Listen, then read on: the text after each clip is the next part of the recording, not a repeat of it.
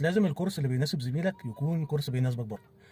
في حاجة كده بنقابلها في الشغل بتاعنا، عميل ممكن يتصل بيّا يسألني على كورس ما، بابدأ أتكلم معاه. طب حضرتك خبرتك إيه؟ بتبتدي في المجال ده جديد والّا لأ؟ أنت في سابق خبرة؟ يبدأ مثلًا يقول لي والله لأ، ده أنا لسه بابتدي في المجال ده و وباعمل shift career أو حاجة زي كده.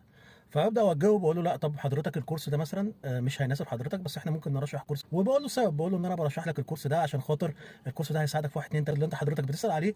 الكورس ده ممكن يناسبك في مرحلة تانية، عشان الكورس ده المفروض بيساعد الناس على 1، 2، 3، 4. تمام. فهنا باقابل رد بيقول لي على فكرة أنا واحد زميلي كان بياخد الكورس عندكم وهو اللي رشح لي المكان ورشح لي الكورس ده. طبعًا هو بالنسبة له زميله طبعًا بيبقى مصدر ثقة، فهو بيبقى آخد مثلًا كلام زميله مُسلّم. بس حضرتك سألت نفسك زميلك كان بياخد الكورس في أنهي وقت؟ بياخد الكورس ده هو كان مثلًا بيبتدي زيك المجال ده لأول مرّة؟ فبابدأ أوضّح له باقول له أول مرّة يدخل المجال ده زيك؟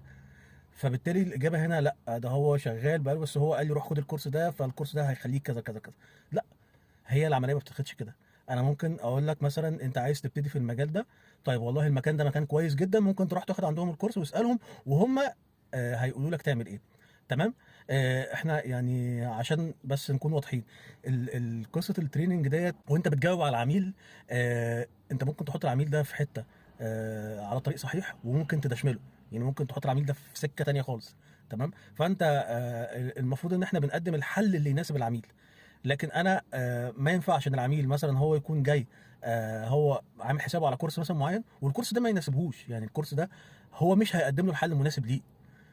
خصوصًا لو هو مثلًا بيسأل على حاجة هو ما عندوش background فيها، فأنا هاجي أقول له ما فيش مشكلة اتفضل، والكورس ظروفه 1، 2، 3، 4 ونظام الدراسة كذا، كذا، كذا، كذا، فابتدي يالّا معانا. فأنا كده ضحكت عليك، أنا كده حطيتك في مكان غلط. فلازم تعرف كويس إن مش كل حل ناسب حد ونصحنا بيه هو ده الحل ده لازم يناسبنا، إلا في حالة واحدة. لو أنا مثلًا بابتدي لسه جديد في المجال ده وخدت الكورس ده وقُلت لك أنا عشان أدخل المجال الفلاني عملت كذا، كذا، كذا، رُحت خدت الكورس ده، في الحالة دي ما فيش مشكلة. تمام. لكن أنا مثلًا شغال بقى لي كتير شغال مثلًا في مجالٍ ما وخدت مثلًا كورس معين ده عشان خاطر مثلًا ترقية، فييجي أنت مثلًا تقول لي والله ده أنا عايز أبدأ في الشغل بتاعك ده وعايز أبتدي فيه والمجال بتاعك ده كويس، فاقول لك ماشي هو كويس بس روح خد الكورس ده. لأ، هي الموضوع ما بيتحسبش كده خالص يعني. كل واحد وليه ظروفه، كل واحد وليه عدد سنوات خبرته، كل واحد ليه الخلفية بتاعته.